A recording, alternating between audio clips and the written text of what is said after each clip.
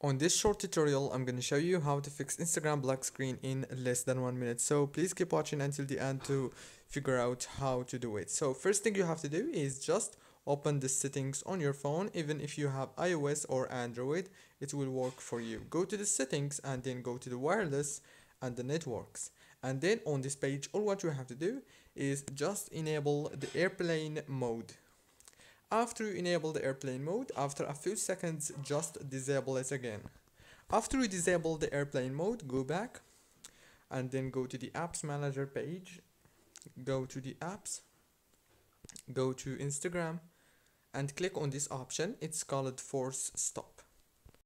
After you click on it, now just go to the Play Store and search for Instagram. After you search for it, then click here on update. If you don't have the last version, you need to update.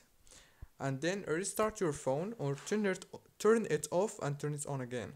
That's it. Don't forget to like, subscribe.